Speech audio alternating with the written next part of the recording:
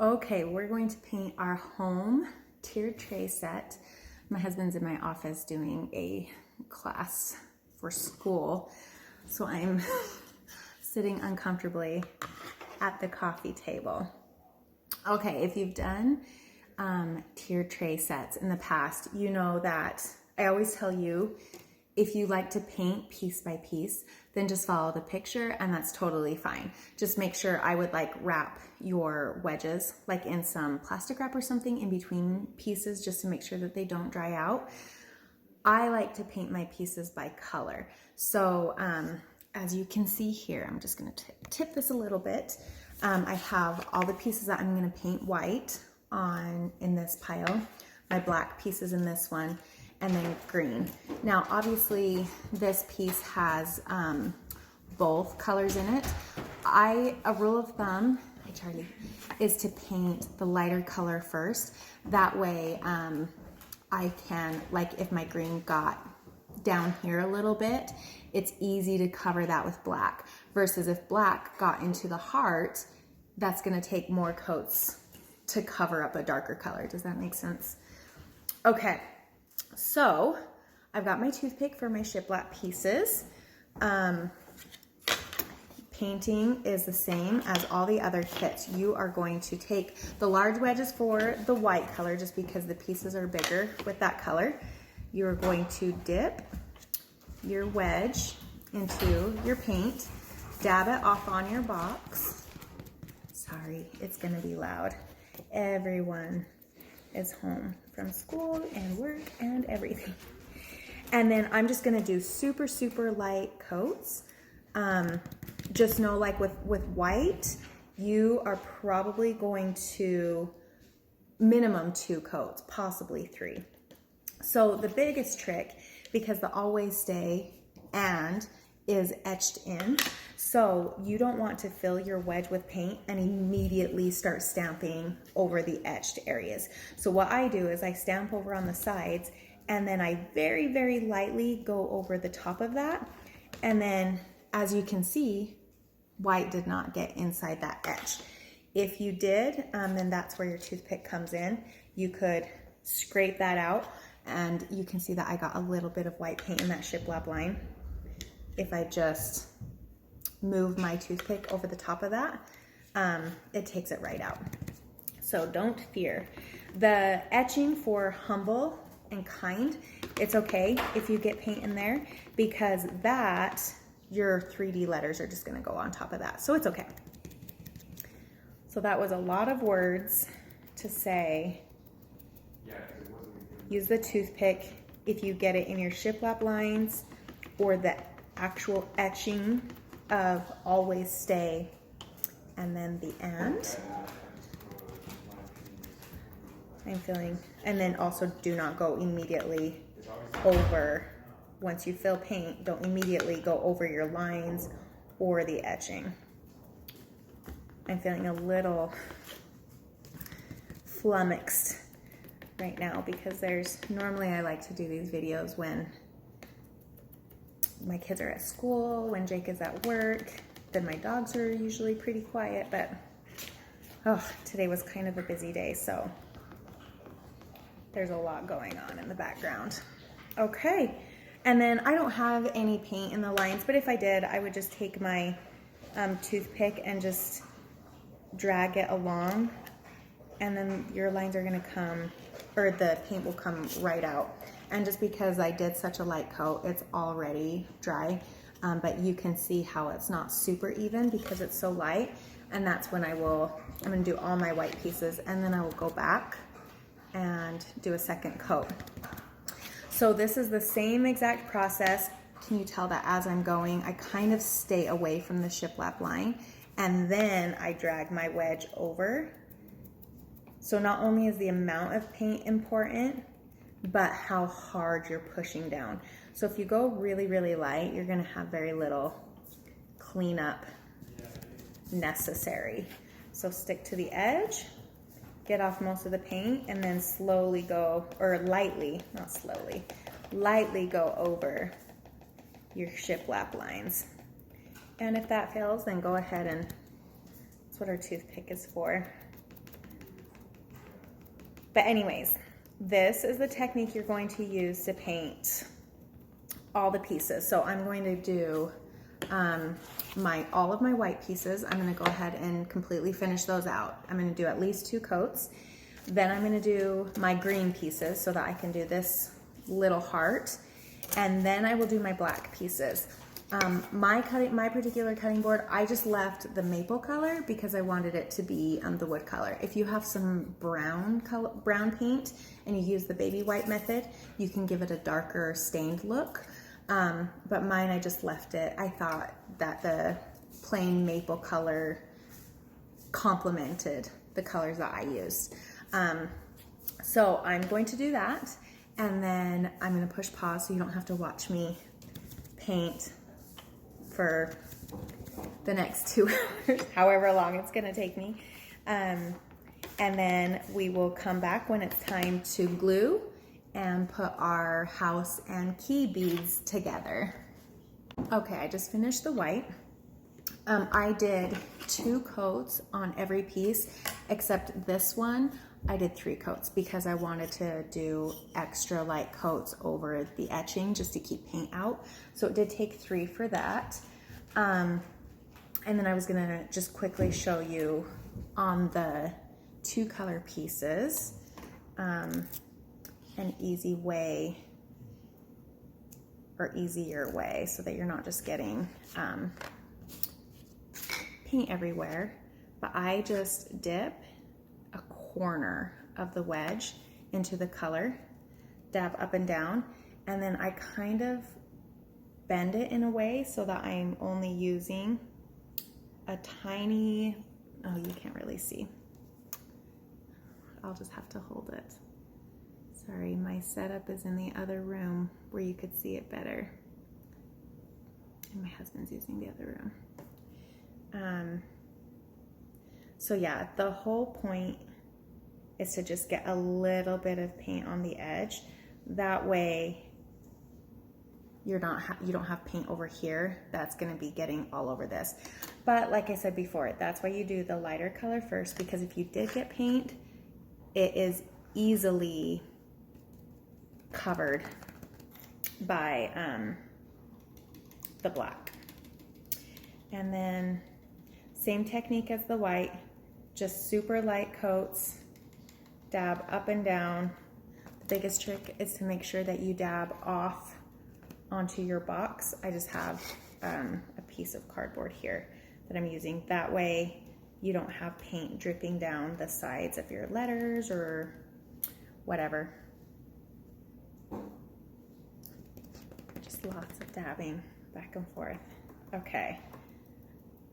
I will finish my green and I will finish my black pieces, and then we'll come back to glue. Okay, once you finish painting, I just placed all my pieces where they belong. Make sure that everything is dry, and then also wash your hands, because if you have any paint left over on your fingers, even if it's dry, when you push down on your white pieces, it will transfer over. Okay, if you've heard me say this, sorry, I'm making sure my dogs are chasing my cats. Just making sure everything's okay. I've said this once, I've said it 1,000 times. When you open your super glue, do not open it over your pieces. Sometimes pressure builds up and it will, if it splurts out, it's gonna ruin your pieces. So I have my box up here, so I always set it over my work area. Or I mean, sorry, not my work area, over my empty box. Sorry, I was trying to remember how to open up this super glue. They're all different. I'm sure everyone is sick of hearing about shortages, but there's so many shortages of supplies. Super glue, white boxes. So some of you have actual pizza boxes that I turned inside out to package your packages, because certain sizes are sold out. So unfortunately, we're just trying to get supplies wherever we can. Okay, so once this is open, I'm gonna move all my pieces besides the one I'm working on to the side so that I'm not dripping super glue on anything. A little super glue goes a long way. So let's work on this piece first. So I'm going to take actually no, I'm gonna do the party of first. So with these little pieces, you can hold the pieces in your hand while you glue, but if you're afraid of getting super glue all over your fingers, then a trick I do with these small pieces is to pour a little bit of super glue onto your box, so you can see that, and then I just take the letters and I just dip them into the glue, dip it off to the side to get any excess off, and then press it down. And so I just use the etch as a guide. And with these little pieces, you really don't have to hold down that much. Then I'm gonna take the of and do the same thing, dip off to the side, and then make sure that it's covering the etching, press down. Okay, then the for, I'm gonna kind of eyeball and use the shiplap lines as a guide to keep it straight.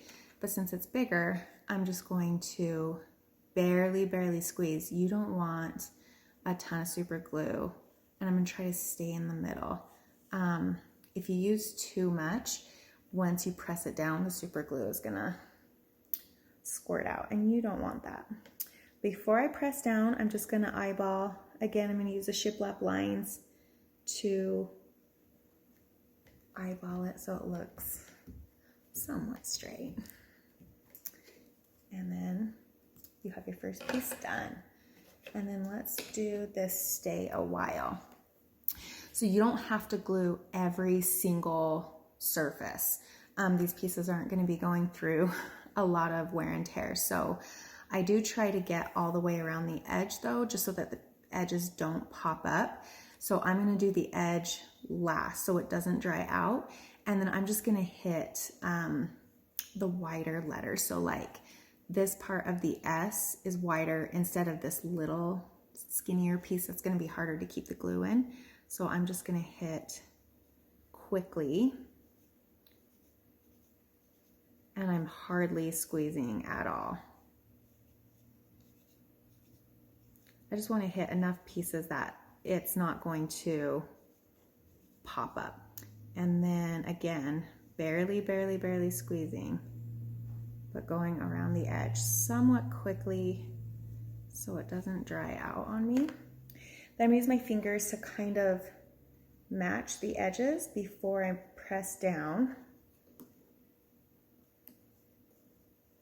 And then when it feels like it's even all around, then I press down. With super glue, the great thing is you don't have to like have it sit around for 20 minutes to dry. The bad thing is that it dries very quickly. So you kind of have to move a little fast. Let's do our cutting board. I'm just gonna go again, just on the fatter part so that I don't have glue going everywhere. I do try to always hit the edges though.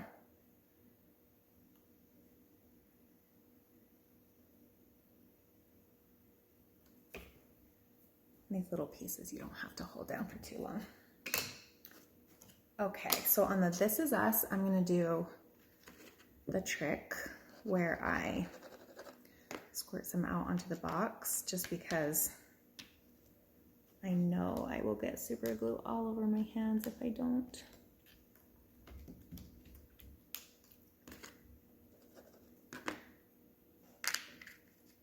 Dip, oops, and then dip,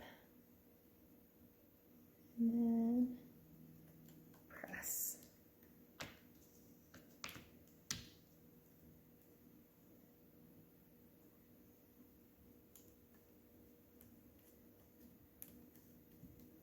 This one actually didn't have too much gluing. Some of our tier trays, there's about 8,000 pieces to put together. So this one I felt was actually pretty nice. Okay, I am gonna do this method again. Boop. Hope I dropped something on the house. That's okay. And you want to be careful with these letters to not like bend them because they will break. you can glue them back together and you won't really notice that much of a difference, but still, you do want to be careful with the cursive letters. And then the heart, I'm just going to hold. And I'm going to do mine kind of a little crooked.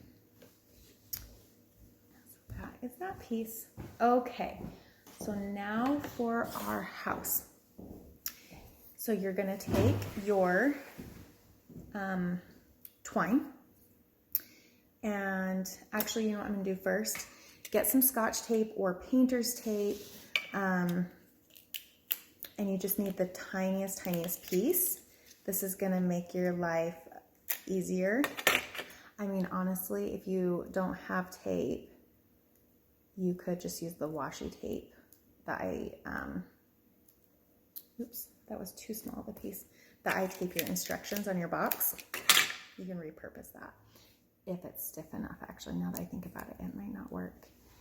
This is going to help you so that when you string your twine through your beads, it doesn't fray. It's really difficult to get them through on their own. Normally you only need to do one, but I think I did both sides on this one. I'll show you why in just a second. Sorry, I had to make sure that I actually pressed record. Okay, now that I have both sides done. Okay, so I'm going to just tie a knot through the house, just normal knot.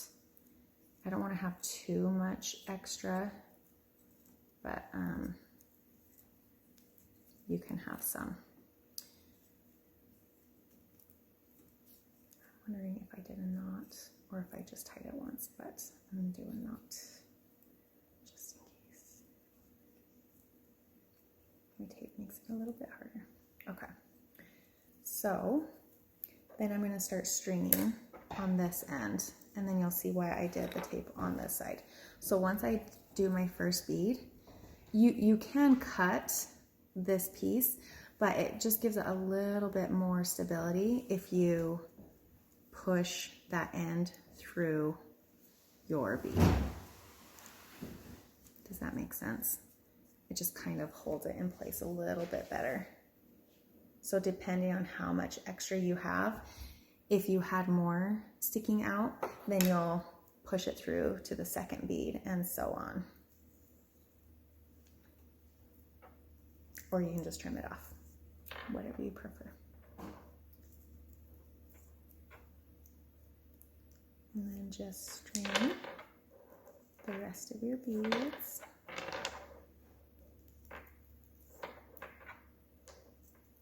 Okay. So this is the final look, and then you get your key.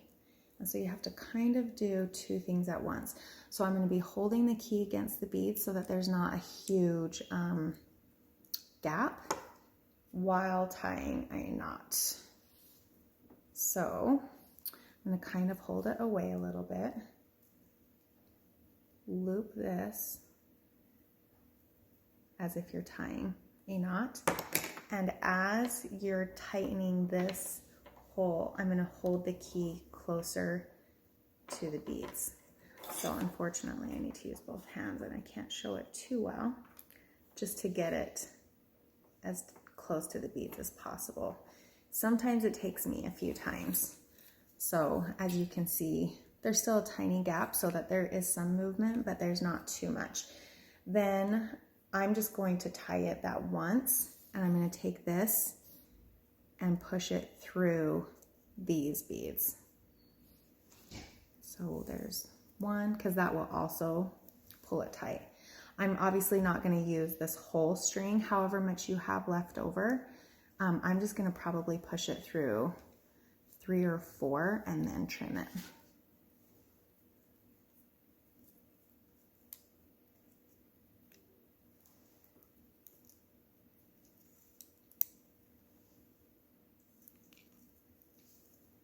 Okay, and I'm going to pull I don't have any scissors here. So I would just basically pull this as tight as I can and clip as close to this bead as I can. And then you will have your little house and key keychain. And that is it. If you have any questions, please feel free to reach out to me if you have a specific piece that you want filmed in more detail, or if you learn better by me talking you through it. I'm happy to give as much detail as you need. I can't wait to see your pieces done.